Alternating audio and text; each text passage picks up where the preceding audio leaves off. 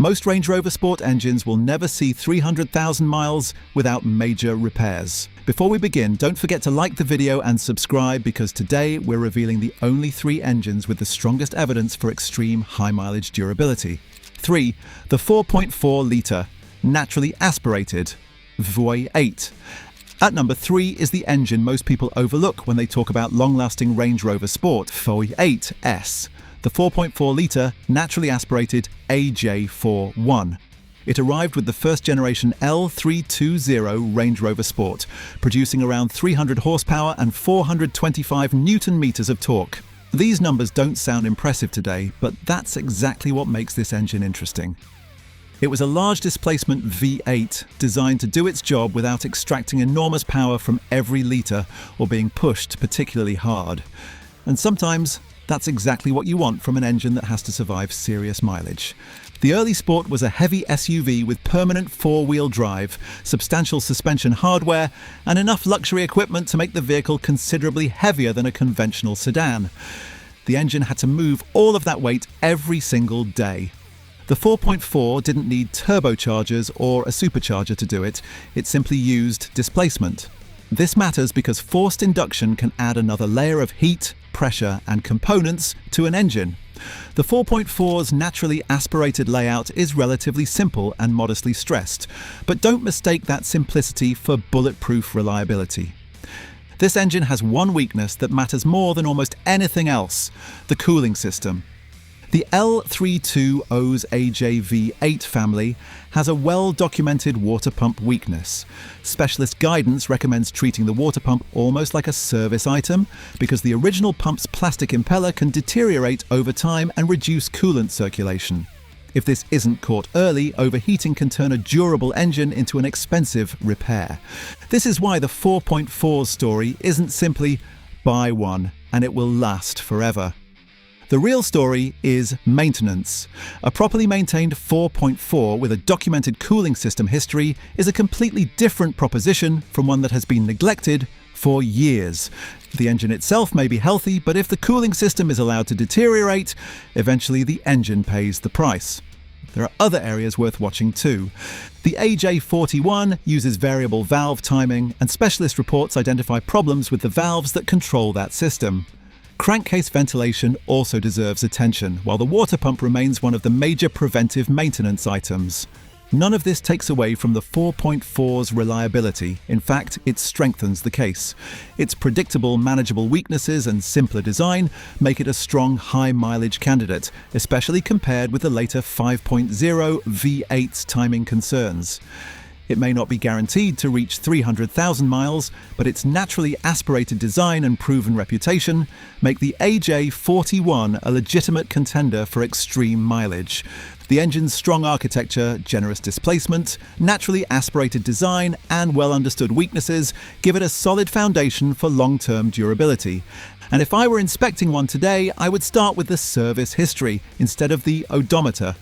I'd want to know when the water pump was replaced, whether the cooling system has ever overheated, whether there's any coolant loss, and whether the belts, hoses, and cold start behavior check out. A 150,000-mile engine with complete maintenance records can be a far better bet than a neglected 90,000-mile example, because on an older Range Rover Sport, mileage is just a number. Maintenance is the evidence. The vehicle itself has plenty of systems that can become expensive with age. Air suspension, electronics, transfer case components, and the ZF transmission all deserve attention. A durable engine doesn't make the entire vehicle cheap to own. As an engine, the 4.4 was never the performance hero, it was the understated V8, and that may be exactly why it has aged so well. The 4.4-litre AJ41 earns the number 3 position because it combines a large naturally aspirated V8 layout with relatively modest specific output and a well-understood set of maintenance concerns. It isn't indestructible, and there isn't enough evidence to claim every AJ41 will reach 300,000 miles. Among Range Rover Sport engines, it has the mechanical simplicity and real-world reputation that make extreme mileage a credible goal when the cooling system and maintenance are handled correctly. And that's only number 3. The next engine brings more displacement and power, but also a weakness every high-mileage buyer needs to know. 2. The 5.0-litre, naturally aspirated. V8. At number 2 is the 5.0-litre naturally aspirated V8, the engine that brought significantly more power to the Range Rover Sport without relying on a supercharger. The 5.0-litre AJ133 arrived with the facelifted L320, producing around 375 horsepower and 510 newton-meters of torque. On paper, it was a major upgrade over the older 4.4-litre V8, but for long-term ownership, the important part isn't simply the extra power. It's how that power is produced. The naturally aspirated version doesn't have a turbocharger or supercharger forcing additional air into the engine, giving it a simpler setup than its supercharged counterpart. More power without forced induction matters because every additional system can introduce more components, heat, and potential failure points. The 5.0 still operates at higher output than the older 4.4, but it isn't relying on boost to achieve that performance. However, this engine has one weakness that every high-mileage buyer needs to understand: the timing system.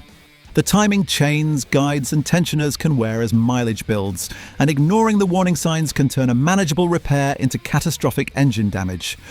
Early examples deserve close inspection for cold start rattling or timing chain wear, making proper maintenance absolutely critical.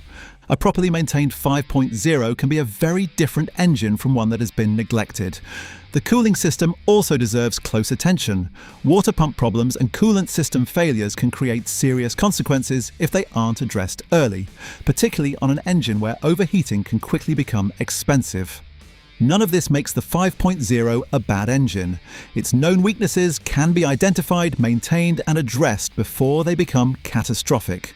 This is what separates a high-mileage candidate from a high-mileage gamble, yet the naturally aspirated 5.0 is often overshadowed by its supercharged counterpart, a mistake when longevity is the priority.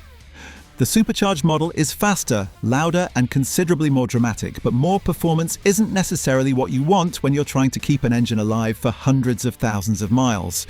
At 300,000 miles, you're not buying horsepower, you're buying durability, which is why I'd pay more attention to maintenance records than the specification sheet. I'd want evidence of regular oil changes, cooling system maintenance, and timing system work where required. I'd also want to hear the engine from a cold start, because that's when certain timing issues are easiest to identify. A clean interior and low odometer mean little without a documented service history. I'd also look closely at how the engine has been driven. A vehicle that spent most of its life cruising at steady motorway speeds is a very different proposition from one that was repeatedly driven hard from cold. The condition of the oil, cooling system, and ignition components can reveal how well the engine was actually cared for. This is what makes the 5.0 interesting for a high-mileage buyer. Its weaknesses are serious, but they're well understood. If the timing system has been inspected, the cooling system has been maintained, and oil changes have been performed consistently, an owner has a much better chance of catching problems before they become expensive failures. This is particularly important with the AJ133 because preventative maintenance can make the difference between catching a known weakness early and dealing with a catastrophic failure later. The engine also benefits from its displacement. 5 litres is a lot of engine for a naturally aspirated application, allowing it to produce substantial power without relying on extreme boost pressure. Its large displacement gives the 5.0 a distinct advantage over smaller, heavily boosted engines, delivering strong performance without forced induction. Its weaknesses are serious but well understood, giving an informed owner something extremely valuable: a clear maintenance plan. The goal isn't to find an engine that never breaks, but one whose weaknesses can be understood and addressed before they become failures. The 5.0 fits that definition better than many people realize. It isn't perfect, but its large displacement, naturally aspirated power, and manageable weaknesses make it a strong, high-mileage candidate. The 5.0 naturally aspirated V8 earns number 2 because it delivers significantly more performance than the original 4.4 while avoiding the added complexity of forced induction. Maintain the timing system, protect the cooling system, and don't ignore warning signs, and it becomes one of the more interesting high-mileage petrol choices in the Range Rover Sport lineup. We've covered two strong petrol V8s, but neither takes the top spot.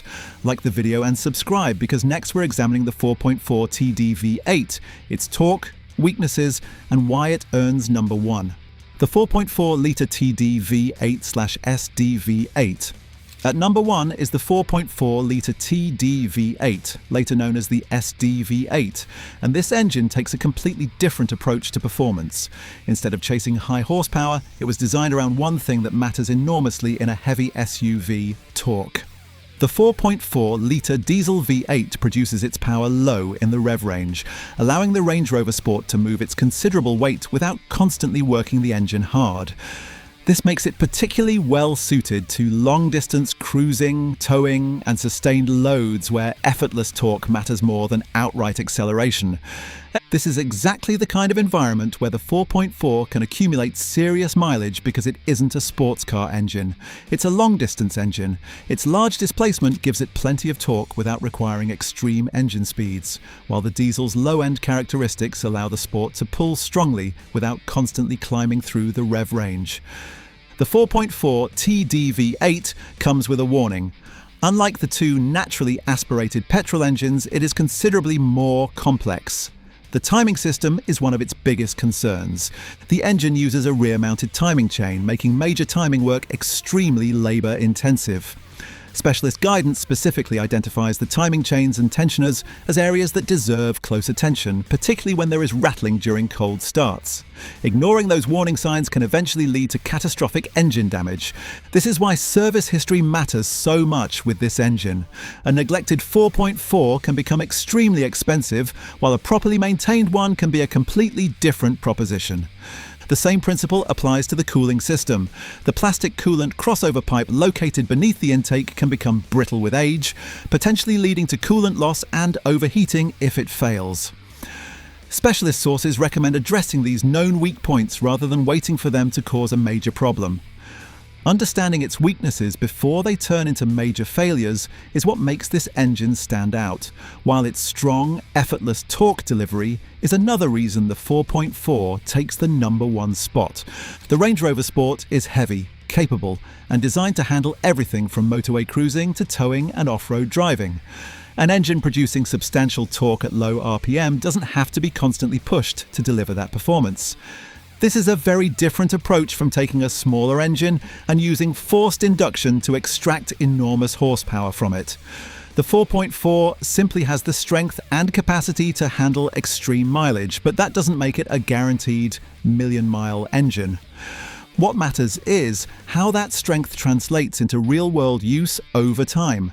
A diesel V8 like this is built to produce substantial pulling power without constantly operating at high RPM, which suits the Sport's weight and long-distance character. This doesn't eliminate wear, but it reduces the need to constantly work the engine hard, which matters when you're chasing high mileage.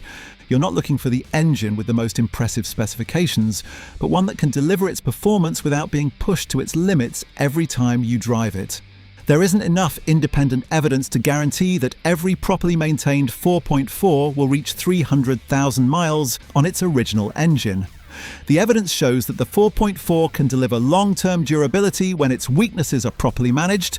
We're looking for an engine that can be maintained, not one that never fails. We're looking for an engine that gives the owner a fighting chance of preventing the failures that matter most. The 4.4 does that. If I were buying one with serious mileage in mind, I'd want a complete service history before anything else. I'd check the timing system, listen carefully during a cold start, inspect the cooling system, and look for evidence that previous owners dealt with known issues before they became emergencies. And I'd also pay close attention to how the vehicle was used. A Range Rover Sport that spent most of its life cruising on the motorway with regular servicing is a very different proposition from one that spent years towing heavy loads while maintenance was repeatedly postponed. The odometer tells only part of the story. The service history is what puts the 4.4 TD V8 at the top, despite its complexity and maintenance costs. Its combination of large displacement, enormous low-end torque, long-distance capability, and well-understood weaknesses gives it the strongest case of these three for extreme mileage. The 4.4 TDV8/SDV8 is the heavy-duty survivor. Maintain the timing system, protect the cooling system, use the correct oil and service intervals, and deal with warning signs before they become catastrophic. When you're chasing 300,000 miles, it's not just the engine being tested, it's the owner too. 3 engines, 3 different approaches to durability, but one lesson stands above everything else. Maintenance matters. If you enjoyed this breakdown, like and subscribe for more evidence-based automotive analysis, and turn on notifications so you don't miss the next one.